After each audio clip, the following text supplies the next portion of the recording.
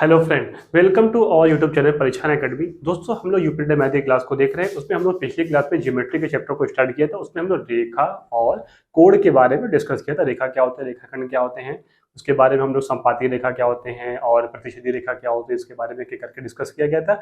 उसके बाद हम लोगों ने कोण देखा था। कोण में न्यून कोण, सम कोण, अधिक कोण, ऋज कोण, उसके बारे में देखा था। उसके साथ साथ हम लोग कुछ इंपॉर्टेंट क्वेश्चन थे जो इससे हमारे बनते हैं, उसको हम लोगों ने देख लिया था। दोस्तों, आज की क्लास में हम लोग देखेंगे ट्रायंगल। ट्रायंगल ट्रायंगल में पहले हम जानेंगे ट्रायंगल क्या होते हैं, त्रिभुज क्या होते हैं। उसके बाद उसके प्रकार देखेंगे भुजाओं के आधार पर और कोण के आधार पर।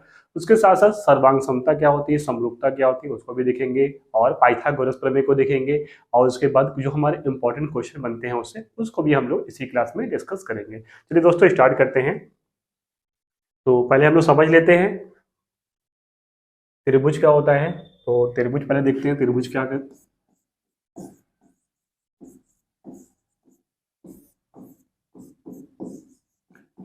ट्रायंगल,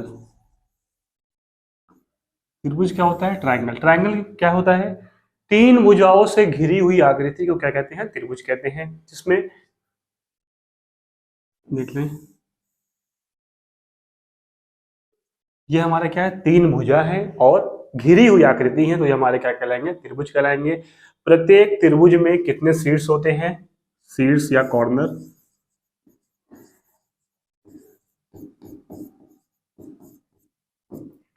तीन शीर्ष, भुजा या फिर साइड्स,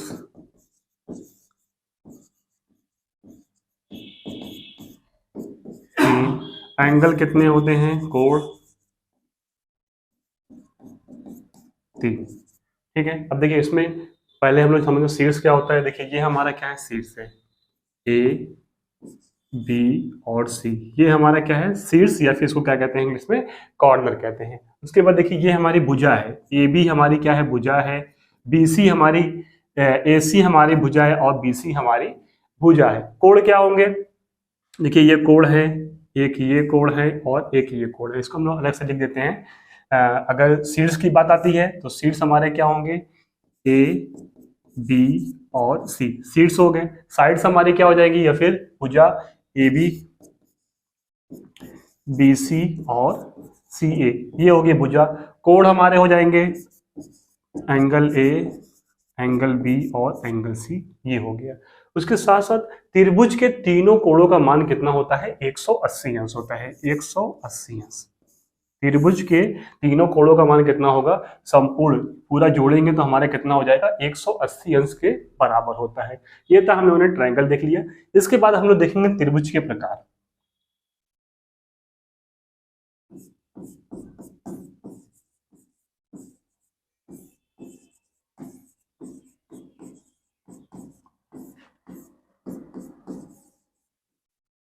टाइप्स ऑफ ट्रायंगल। ठीक है, तो त्रिभुज के प्रकार कितने होते हैं। त्रिभुज को पहले दो भागों में बांटा गया है। दो भागों में कौन कौन से, एक भुजा के आधार पर, एक कोण के आधार पर। चलिए इसको हम दो भागों में पहले बांट लेते हैं। पहला किसमें, भुजा के आधार पर,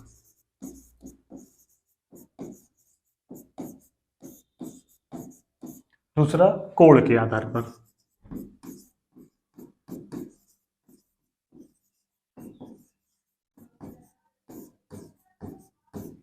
अब भुजा के आधार पर कौन कौन से होंगे उसको देख लेंगे पहले।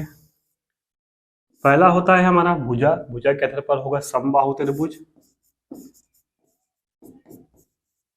समबाहु, समद्विबाहु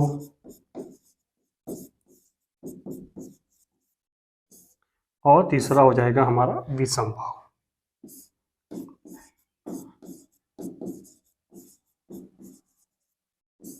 तो कौन कौन से हो रहे हैं, भुजा के आधार पर समबाहु, समद्विबाहु और विषमबाहु। उसके बाद हम लोग कोण के आधार पर देखेंगे।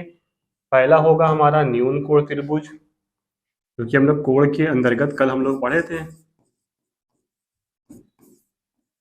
न्यून कोण, समकोण, इसके बाद है हमारा अधिक कोण।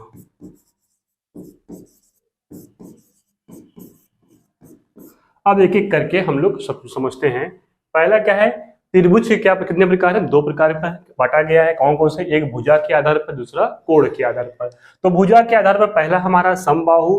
तो समबाहु त्रिभुज किसे कहते हैं, जिसकी सभी भुजाएं समान हो, जिसकी सभी भुजाएं क्या हो, समान हो। और प्रत्येक कोण तब कितने अंश का हो जाएगा, 60 अंश का हो जाएगा।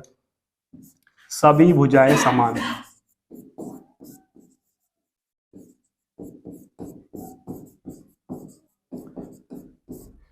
ठीक है। सभी भुजाएं समान होगा तो हमारा कौन सा त्रिभुज हो जाएगा, समबाहु। इसका मतलब प्रत्येक कोण कितने अंश का होगा, 60 अंश का।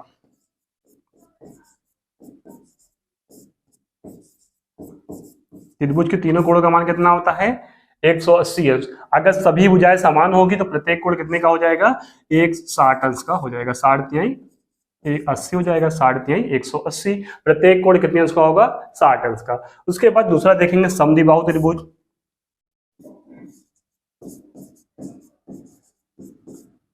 जिसकी दो भुजा समान हो।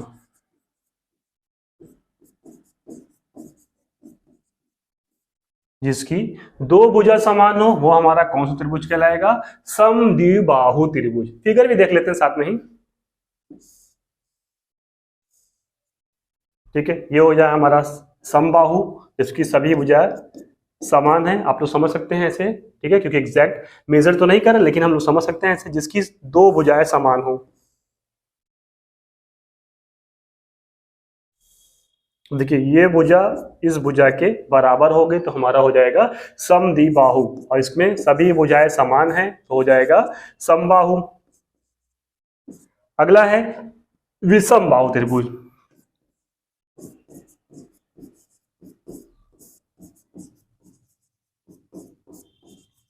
जिसकी सभी भुजा असमान हो, ठीक है, मतलब कि कोई भी भुजा बराबर ना हो। तो ये हो जाएगा हमारा विषमबाहु। इसका फिगर देखते हैं विषमबाहु त्रिभुज का, ठीक है। देखिए हमारा हो जाएगा विषमबाहु त्रिभुज, जिसकी सभी भुजाएं क्या है, असमान। तो हमने दोस्तों क्या देखा, भुजा के आधार पर पहले हम लोग क्या पढ़े, समबाहु त्रिभुज जिसकी सभी भुजाएं समान हो, प्रत्येक कोण कितने अंश का होगा, 60 अंश का होगा। दूसरा है समद्विबाहु त्रिभुज, जिसपे क्या होगा, जिसकी दो भुजाएं क्या होगी, समान होंगी। और तीसरा हम लोग पढ़ा विषमबाहु त्रिभुज, जिसकी सभी भुजाएं असमान हो। ये हो गया हमारा भुजा के आधार पर। अब हम लोग देखेंगे कोण के आधार पर। तो कोण के आधार पर देखेंगे पहला न्यून कोण त्रिभुज। तो न्यून कोण त्रिभुज क्या होगा, जिसमें प्रत्येक कोण 0 अंश से अधिक और 90 से कम होगा, वो हमारा कोण कहलाएगा न्यून कोण। 0 से अधिक और 90 से कम, 90 से कम होगा, ये मान लीजिए 0 से अधिक, प्रत्येक कोण 0 से ज्यादा होगा और 90 से कम होगा, वो हमारा कोण कौन सा कहलाएगा, न्यून कोण। समकोण त्रिभुज किसे कहते हैं, जिसमें एक कोण 90 डिग्री का हो तो वो कोण हमारा कहलाएगा समकोण। वो त्रिभुज हमारा कौन सा कहलाएगा, समकोण त्रिभुज। और उसके बाद है अधिक कोण त्रिभुज, जिसमें एक कोण 90 से अधिक 180 से कम हो। अब देखिए हम लोगों ने बस इसको फिर से रिवाइज करते हैं। ये हो गया हमारा भुजा के आधार पर। उसके बाद कोण के आधार पर। कोण के आधार पर पहले हमने देखा न्यून कोण त्रिभुज। न्यून कोण त्रिभुज किसे कहते हैं, जिसका प्रत्येक कोण 0 से अधिक हो और 90 अंश से कम हो। ऐसे कह सकते हैं, 0 से देखिए अधिक हो रहा है और 90 से कम हो रहा है, वो हो जाएगा हमारा न्यून कोण त्रिभुज। समकोण त्रिभुज किसे कहते हैं, जिसका एक कोण समकोण हो या फिर एक कोण 90 डिग्री हो, ये हो जाएगा हमारा, देखिए ये कोण हमारा कितने अंश का है, 90 अंश का, तो ये हमारा हो जाएगा समकोण। अधिक कोण त्रिभुज, जिसका एक कोण 90 से अधिक है, ये हो जाएगा हमारा अधिक कोण त्रिभुज। तो दोस्तों हम लोगों ने देख लिया क्या क्या त्रिभुज के प्रकार में, भुजा के आधार पर समबाहु, समद्विबाहु, विषमबाहु, कोण के आधार पर न्यून कोण, समकोण, अधिक कोण। इसके बाद हम लोग देखेंगे प्रकृति, मतलब इसकी कैसी प्रकृति, भुजाओं की प्रकृति के आधार पर त्रिभुज की कैसे पहचान करेंगे, कौन सा त्रिभुज क्या होगा।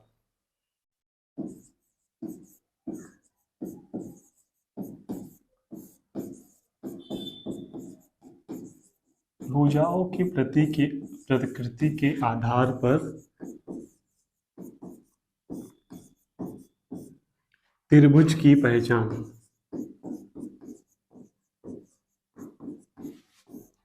ठीक है, अब देखिए इसमें हम लोग देखेंगे पहला पॉइंट क्या होगा। तो पहला पॉइंट अगर हमारा होगा, यदि किसी त्रिभुज, जैसे एक तो त्रिभुज है, त्रिभुज की दो भुजाएं, यदि किसी त्रिभुज की दो भुजाएं के वर्गों का योग तीसरी भुजा के वर्गों के योग के बराबर होगा तो वो त्रिभुज हमारा कहलाएगा समकोण त्रिभुज। जैसे हमने एक एग्जांपल लेते हैं फिगर बना करके ही। ठीक है, जैसे मान लीजिए ए बी सी, इसका मान लीजिए 3 4 5, ये भुजा का योग कितना है 3 4 5। इसलिए हमने कहा है दो छोटी भुजाओं के वर्गों का योग बड़ी भुजाओं के वर्गों के योग के बराबर होगा तो वो हमारा क्या होगा समकोण। लेकिन ये समकोण नहीं है। समकोण के लिए देखिए फिगर हम लोग ये ड्रॉ करेंगे, उसमें कंडीशन में हमने कहा था कि एक कोण 90 अंश का होना चाहिए। ये होगा 5, इसको करते हैं 4 और ये 3, क्योंकि समकोण त्रिभुज वेग कोण त्रिभुज कहलाते हैं जिसका प्रति एक कोण क्या हो 90 अंश। और देखिए इसमें एक कोण 90 अंश का हो रहा है तो ये हमारा समकोण त्रिभुज कहलाएगा। अब इसकी जांच करते हैं। उसमें हमने क्या कहा है कि दो भुजाएं, दो छोटी भुजाएं के वर्गों का योग ए बी सी, मतलब क्या होगा ए बी का वर्ग प्लस BC का वर्ग बराबर किसके होगा AC के वर्ग के बराबर होगा। अब चेक कर लेते हैं, AB हमारा कितना है 3 का वर्ग प्लस BC है 4 का वर्ग और AC है 5 का वर्ग। ये हो जाएगा हमारा 9, ये होगा 16, ये हो जाएगा 25, 16 9 25 बराबर 25। अगर हमारा मान बराबर आता है तो वह त्रिभुज कौन सा त्रिभुज कहलाएगा समकोण त्रिभुज। कौन सा त्रिभुज कहलाएगा दोस्तों समकोण त्रिभुज कहलाएगा। आगे देखते हैं दूसरा पॉइंट न्यून कोण के लिए।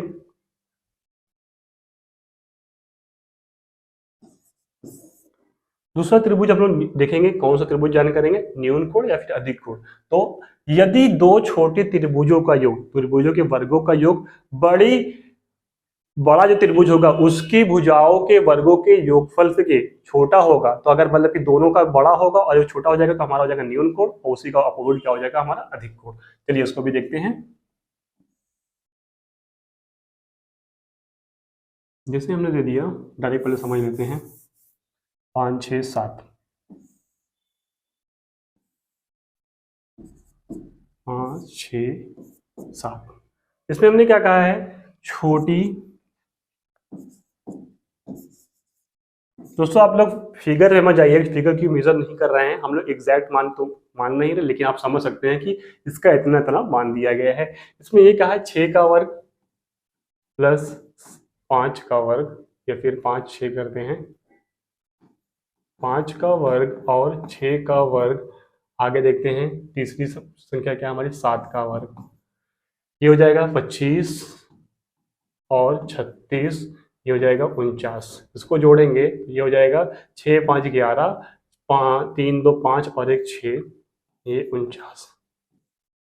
अगर दोस्तों देखिए छोटी दो भुजाएं के वर्गों का जो योग होगा, अगर बड़ी भुजा जो सिंगल बड़ी भुजा होगी उसके वर्गों के योगफल के वर्गों के योग के बड़ा होगा, अगर ये संख्या इससे बड़ी हो रही है तो हमारा त्रिभुज क्या कहलाएगा न्यून कोण त्रिभुज कहलाएगा।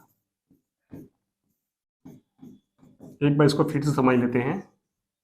न्यून कोण त्रिभुज कौन सा त्रिभुज कहलाएगा जिसकी छोटी दो भुजाएं के वर्गों का योग बड़ी भुजा के वर्ग से अगर ज्यादा हो रहा है तो हमारा हो जाएगा न्यून कोण। इसी का जस्ट अपोजिट होगा हमारा अधिक कोण के लिए। अब देखिए अधिक कोण के लिए भी कुछ मान लेते हैं 5 7 9। चलिए 5 7 9 करते हैं।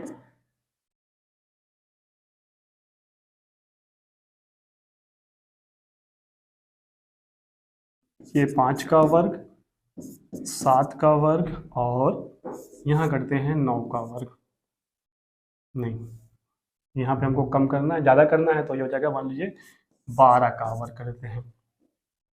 ये हो जाएगा 25 ये होगा 49, ये हो जाएगा 12 का वर्ग 144। इसको जोड़ लेते हैं, 9 5 14, 4 2 6 1 7 और ये हो जाएगा 144। यदि दो छोटी भुजाओं के वर्गों का योग बड़ी भुजा के वर्गों के योग से कम हो रहा है तो वो त्रिभुज हमारा कौन सा होगा? अधिक कोण त्रिभुज होगा।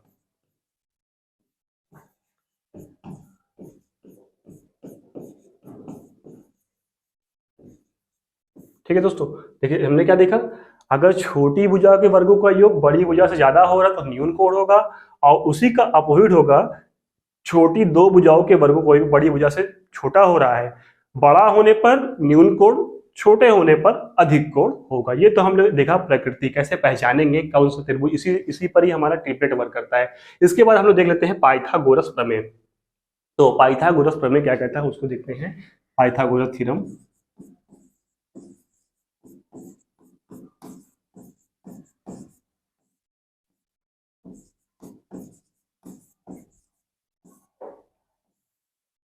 पाइथागोरस प्रमेय है, ये है ए बी सी। तो पाइथागोरस प्रमेय क्या कहता है, कर्ण पर बना, देखिए इसमें ये क्या कहलाता है, कर्ण कहलाता है, ये है भुजा, ये है भुजा और ये है आधार, आधार मीन्स बेस। तो पाइथागोरस प्रमेय क्या कहता है, कर्ण पर बना वर्ग अन दो भुजाओं के, अन दो भुजा क्या है,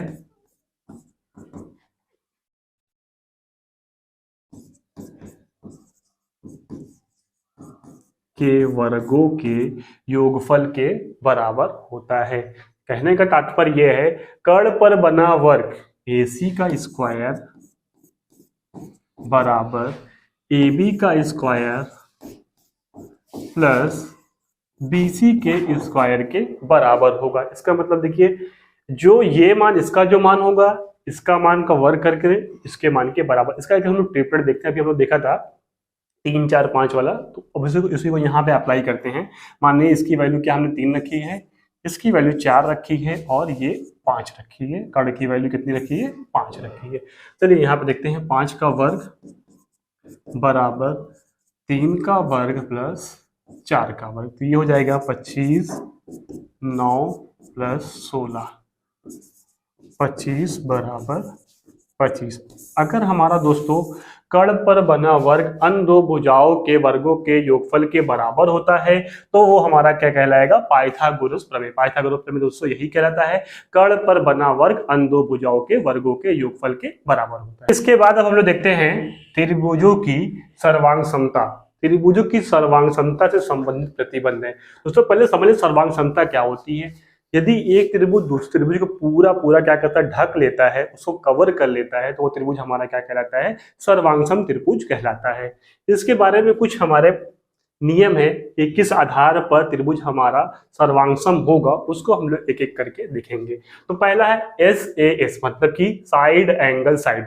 यदि ये दो त्रिभुजों में, यदि एक त्रिभुज की दो भुजाएं और एक कोण अगले त्रिभुज की दो भुजा और एक कोण के बराबर होंगे तो वो त्रिभुज हमारा कहलाएगा सर्वांगसम त्रिभुज कहलाएगा। जैसे एग्जांपल इसका देखते हैं,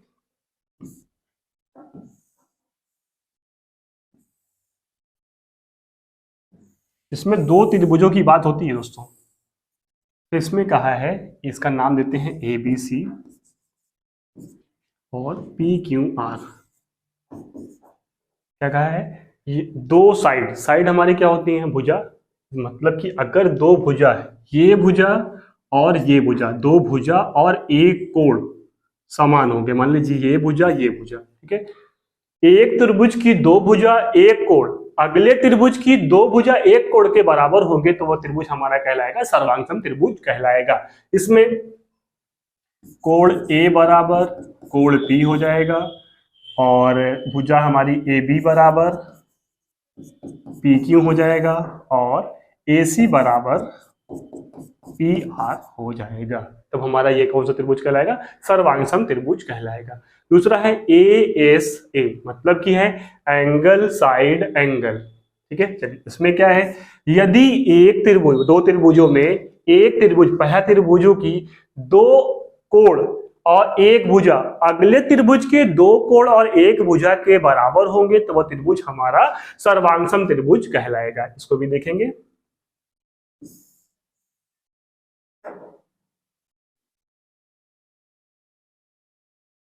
इसको भी A B C P Q are,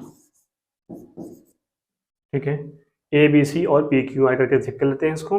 देखिए क्या कहा है, दो एंगल, मतलब कि एंगल हम नाते ए और एंगल बी और एंगल सी, ये दो एंगल और एक साइड, दो एंगल एक साइड अगर बराबर होती हैं, मतलब कि इसकी साइड का मान जैसे 5 सेंटीमीटर है और PQ का 5 सेंटीमीटर है और दो कोण बराबर हो रहे हैं, मतलब जैसे कि यहाँ पर हमने 5 ले लिए, यहाँ पर भी 5, ये 5 बराबर है, यहाँ पर अगर 40 डिग्री और यहाँ पर 35 डिग्री और ये भी 40 डिग्री और ये भी 35 डिग्री, अगर दो कोण और एक भुजा समान हो रही हैं तो वो त्रिभुज हमारा कहलाएगा सर्वांगसम त्रिभुज। किसके आधार पर?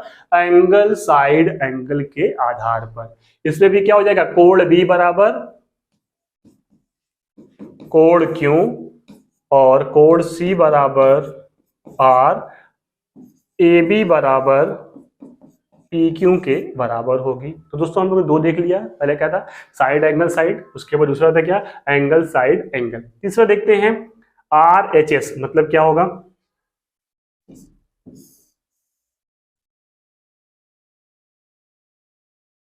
यहां पर देखते हैं।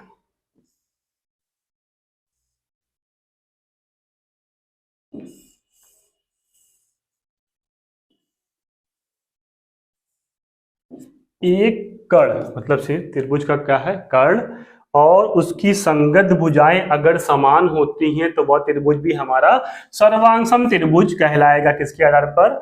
इस आधार पर, तीसरा वाला जो हमारा RHS के आधार पर। ठीक है, क्या होगा, संगत दो कर्ण बराबर हो और उसकी संगत भुजाएं बराबर, तभी त्रिभुज हमारा क्या कहलाएगा, सर्वांगसम त्रिभुज कहलाएगा। उसके बाद अगला है, ये चौथा वाला देखते हैं।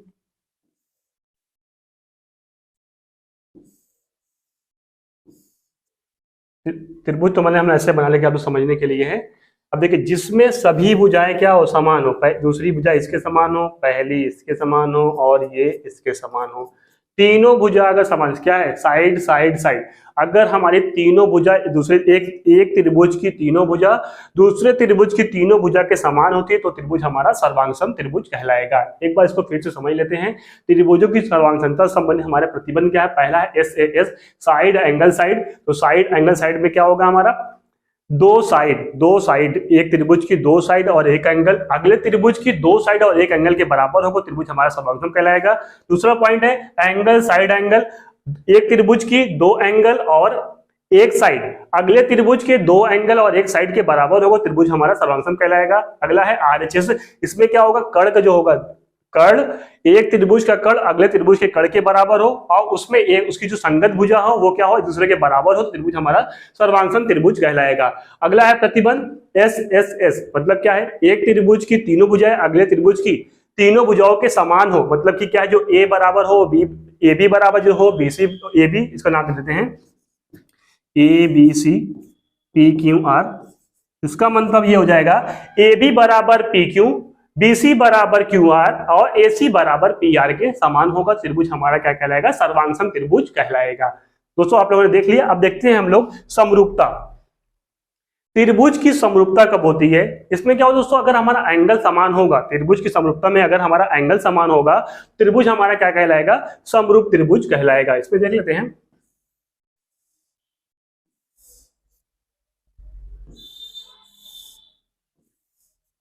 अब इसमें ये वाला चलता है एंगल एंगल एंगल। अगर हमारा तीनों एंगल समान हो, जैसे कि ये 60 अंश का है, ये 60 अंश का है और ये भी 60 अंश का है, तो तीनों त्रिभुज क्या होंगे, समान होंगे, तो ये हमारा त्रिभुज क्या कहलाएगा, समरूप त्रिभुज कहलाएगा। और अगर त्रिभुज के प्रकार में देखेंगे तो हमारा समबाहु बाहु त्रिभुज भी कहलाएगा। दोस्तों हम लोगों ने देख लिया सर्वांग और समरूपता। इसके बाद हम लोग स्टार्ट करते हैं क्वेश्चन को, जो हमारे बहुत इंपॉर्टेंट क्वेश्चन है, उसको एक एक करके देखते हैं। तो पहला क्वेश्चन है, किसी त्रिभुज के तीनों कोणों का अनुपात 2:3:7 है, तो इसमें सबसे बड़े कोण की माप होगी। कोण मानते हैं 2x, 3x और 7x। हमने दोस्तों पहले पढ़ा था त्रिभुज के तीनों कोणों का मान 180 अंश होता है, तो ये किसके बराबर हो जाएगा, 2x प्लस 3x 7x बराबर 180 अंश के, 2 3 5 7 12, 12x बराबर 180 अंश के, तो x बराबर 180/12, 12 हो जाएगा, 12 1 12, 12 5 60, x का मान आ गया 15। सबसे बड़ी माप पूछा हुआ है, सबसे बड़ी माप तो कौन सी होगी, हमारी 7x वाली होगी। सबसे बड़ी माप 7x तो हो जाएगा 7 गुणे 15, 15 सते 105, 105 दोस्तों हमारा आंसर हो जाएगा। किस ऑप्शन में है, ऑप्शन दोस्तों डी हमारा करेक्ट हो जाएगा। चलिए अगला क्वेश्चन देखते हैं। एक त्रिभुज के दो कोणों का योग 116 अंश तथा अंतर 24 डिग्री है। इस त्रिभुज के तीसरे कोण का माप बताइए। त्रिभुज में कितने भुजा होती हैं, 3 भुजा। कोण कितने होते हैं, 3 कोण होते हैं। शीर्ष कितने होते हैं, 3। 2 का दिया हुआ, तीसरा हमको ज्ञात करना है। बहुत आसान क्वेश्चन है, क्योंकि त्रिभुज के तीनों कोणों का मान होता है a प्लस बी प्लस सी बराबर 180 अंश के। इसमें a प्लस बी बराबर दिया हुआ है 116 अंश, प्लस सी बराबर 180 अंश के। सी बराबर 180 माइनस 116, तो सी बराबर हो जाएगा 4, 7 ये हो जाएगा आपका 4, 7 में से 1 गया 6। सी का मान हो जाएगा 64 अंश। ऐसे भी निकाल सकते हैं, या फिर युगपल समीकरण बनाकर भी कर सकते हैं। a प्लस बी बराबर 116, a माइनस बी बराबर 24। a और b का मान निकालेंगे, उसके बाद में घटा देंगे, c का मान आ जाएगा। हम लोग डायरेक्ट ऐसे कर लेंगे, हमारा आंसर हो जाएगा 64 अंश। बी, ऑप्शन बी हमारा दोस्तों करेक्ट हो जाएगा। अगला क्वेश्चन देखते हैं। तो अगला क्वेश्चन क्या कह रहा है हमारा, किसी त्रिभुज के प्रत्येक कोण शेष 2 कोणों के योग से कम है। अभी देखो हम लोग यही पढ़ा है, कम है, ऐसे त्रिभुज कौन से त्रिभुज कहलाएंगे। मतलब क्या है, 2 त्रिभुजों का योग a प्लस बी, आगे है, किसी त्रिभुज का प्रत्येक कोण शेष 2 कोणों के योग से कम है, मतलब ये ज्यादा होगा c से। ठीक है, यहां पर सबका वर्क कर देते हैं। तो त्रिभुज हमारा कौन सा कहलाएगा, सीधा है, न्यून कोण। अभी हम लोगों ने इसको देखा है। आगे देखते हैं अगला क्वेश्चन। तो अगला है, किसी त्रिभुज का एक कोण शेष 2 कोणों के योग के बराबर होगा। अभी हम लोगों ने ये भी पढ़ा है, a का वर्ग b का वर्ग बराबर c के वर्ग। यही हमारा पाइथागोरस प्रमेय भी कहलाता, तो हमारा ये कहलाएगा समकोण त्रिभुज कहलाएगा। अगला है, किसी त्रिभुज का एक कोण शेष 2 कोणों के योग से बड़ा है। अभी देखिए हमने जब थ्योरी पोर्शन पढ़ा था उसमें हम लोगों ने ये भी देखा था, मतलब a का वर्ग प्लस b का वर्ग इज लेस देन c के वर्ग के, तो हमारा वो कहलाता था अधिक कोण त्रिभुज कहलाता है। चलिए आगे देखते हैं। अब अगला क्वेश्चन है, ए बी सी में भुजा। दोस्तों इसको हम लोग बिना सॉल्व किए करेंगे, डायरेक्ट ऐसे ही। ए बी सी में भुजा BC को बाईं ओर D तक तथा दाईं ओर B तक इस प्रकार बढ़ाया गया है कि कोण ABD बराबर ABD बराबर 110 अंश और ACE बराबर 120 अंश है, तो कोण BAC बराबर ज्ञात कीजिए। दोस्तों जो कोण ज्ञात करना होता है वो हमेशा बीच में लिखा जाता है, ये इसका क्या है, रूल होता है। अगर आप आगे पीछे लिखेंगे तो गलत हो जाएगा। अब इसमें देखिए सरल रेखा, हम लोगों ने पढ़ा सरल रेखा। अगर ये एक सरल रेखा है, इसका मान कितना होगा, 180 अंश होगा। अब देखिए सिर्फ ऐसा ही करेंगे, आपको सॉल्व करने की भी जरूरत नहीं पड़ेगी। देख लीजिए, ये हमारा का इसको हम पूरा ऐसे कर दें, 180 माइनस 110 कितना होगा, 70 अंश। कोण बी का मान मालूम हो गया, इसको भी करते हैं।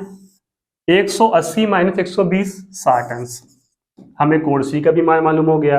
अब हमें एक ज्ञात करना है, त्रिभुज के तीनों कोणों का मान कितना होता है, 180 अंश होता है। 180 माइनस यहाँ पे कर लेते हैं कोण ए प्लस कोण बी प्लस कोण सी बराबर 180 अंश के। ए का मान हमको ज्ञात करना है, बी हमारा 70 अंश है और सी 60 अंश है, बराबर 180 अंश के। कोण ए बराबर 7 6 13 130, ये हो जाएगा हमारा 50 अंश। कोण ए का मान 50 अंश, ये हमारा हो जाएगा कोण बी ए सी बराबर 50 अंश। हमारा ऑप्शन सी करेक्ट हो जाएगा। चलिए अगला क्वेश्चन देखते हैं।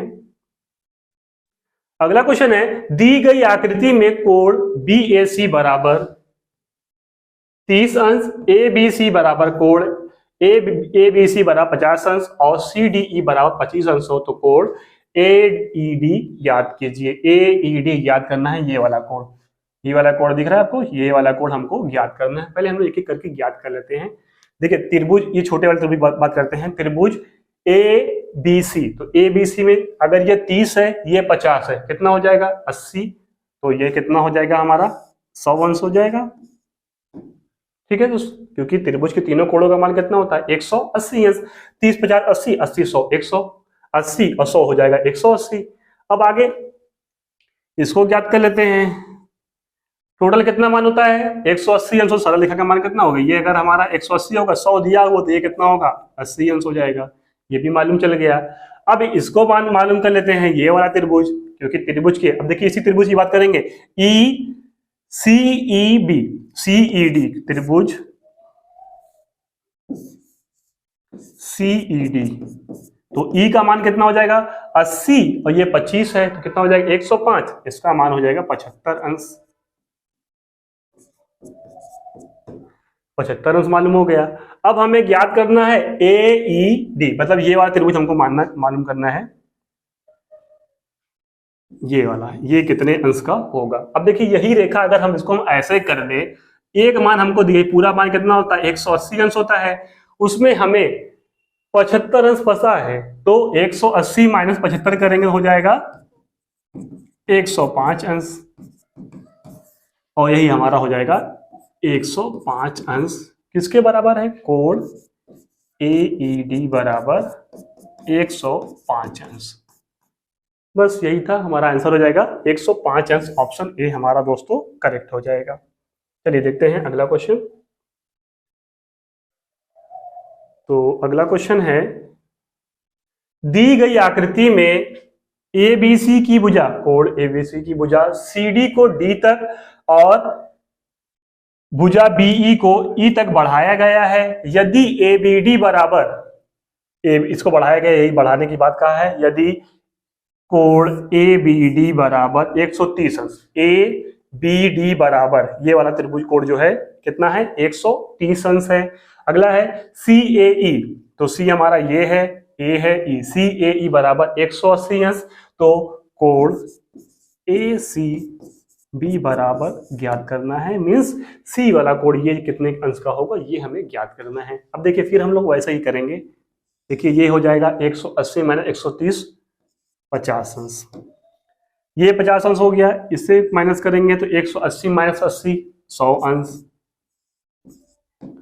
150 150, तो ये कितना हो जाएगा, त्रिभुज के तीनों कोणों का मान 180 अंश होता है, तो ये हो जाएगा हमारा 30 अंश। हम लोग ऐसे ही डायरेक्ट कम समय में ज्यादा से ज्यादा क्वेश्चन को सॉल्व करेंगे। अगर इसको लिखने, अगर हमारा थ्योरी के क्वेश्चन होगा, थ्योरी का पेपर होगा, तब हमको क्या करें, पूरी डिटेल लिखने की जरूरत है, लेकिन थ्योरी नहीं समझने के लिए हम डायरेक्ट ऐसे भी कर सकते हैं। चलिए अगला क्वेश्चन देखते हैं। तो दी गई आकृति में कोण ए सी ओ बराबर 65 अंश, मीन्स ए सी ओ बराबर 65 अंश, ओ ए सी, कोण ओ ए सी बराबर ओ ए सी बराबर 45 अंश, और कोण ओ डी बी बराबर 85 अंश हो तो ओ बी डी, कोण ओ बी डी बराबर ज्ञात कीजिए। कोण ओ बी डी बराबर कितना होगा, यही हमको ज्ञात करना है। अब देखिए एक त्रिभुज हम मानते हैं, त्रिभुज ए सी ओ या फिर ए ओ सी बराबर, ए ओ सी में क्या होगा, त्रिभुज के तीनों कोणों का मान होता है 180 अंश, 45 60 हो जाएगा 110। जब 110 इसका होगा दोनों का, तो ये कितना हो जाएगा 70 अंश होगा। ठीक है दोस्तों, ये हमें मालूम हो गया। अब इसमें हमको कैसे मालूम करेंगे, हमने एक कल नियम पढ़ा था, शीर्षाभिमुख कोण या फिर प्रतिच्छेदित रेखा जो होती है, आमने सामने के कोण उसमें बराबर होते हैं। अब देखिए हमारी कौन सी रेखा है, प्रतिच्छेदित रेखा है। देखिए ऐसे ही कर लेते हैं, ये हमारे ये कोण इसके बराबर होंगे, ये कोण इसके बराबर होंगे। अब ये अगर हमारा 70 अंश है तो ये भी हमारा कितना हो जाएगा, 70 अंश होगा। अब त्रिभुज का क्या ज्ञात करना है, ओबीडी हमको ज्ञात करना है। त्रिभुज के तीनों कोणों का मान होता है 180 अंश, 7 8 15 155 ये है, तो ये हो जाएगा हमारा 55 5 60 20 80, तो ओबीडी बराबर हो जाएगा हमारा 25 अंश। 25 अंश हमारा ऑप्शन सी दोस्तों करेक्ट हो जाएगा। आगे देखते हैं अगला। नीचे दिए गए चित्र में एबीसी की भुजाएं बीसी, सीए तथा बीए क्रमशः बिंदु डी तक, बिंदु ई तक तथा बिंदु एफ तक बढ़ाई गई है। यदि एसीडी बराबर 140 अंश, मीन्स एसीडी बराबर 140 अंश, एंगल ईएएफ बराबर 90 अंश हो तो एंगल ए बी सी ज्ञात कीजिए। ए बी सी ज्ञात करना है, एंगल ए बी सी बराबर ज्ञात करना है। अब देखिए फिर इसमें बढ़ाते हैं हम, ये पूरा कितना हो जाएगा हमारा 40 अंश, ठीक है, ये हो गया हमारा 40 अंश, कोण सी का मान 40 अंश हो गया। अब वही शीर्षाभिमुख कोण आमने सामने के कोण क्या होते हैं, बराबर होते हैं। ये अगर 90 अंश का है तो ये भी कितने का हो जाएगा, 90 अंश का हो जाएगा। 9 4 13, 13 5 हो जाएगा 18। कोण बी का मान हो जाएगा 50 अंश। ऑप्शन दोस्तों बी हमारा करेक्ट हो जाएगा। हमको इतना लिखने की जरूरत नहीं, डायरेक्ट नॉर्मली ही हम क्वेश्चन को, क्योंकि हम एग्जाम में कम वक्त होता है, हम अगर ऐसे ही समझे रहेंगे, अगर हमें जो थ्योरी पोर्शन है उसको अगर हम समझे रहेंगे, बहुत आसानी से हम इसको सॉल्व कर सकते हैं और ज़्यादा से ज़्यादा नंबर ला सकते हैं। तो दोस्तों अगर आपको हमारी क्लास पसंद आ रही है तो हमारे चैनल को लाइक शेयर और सब्सक्राइब जरूर करिए। आप सभी का बहुत बहुत धन्यवाद।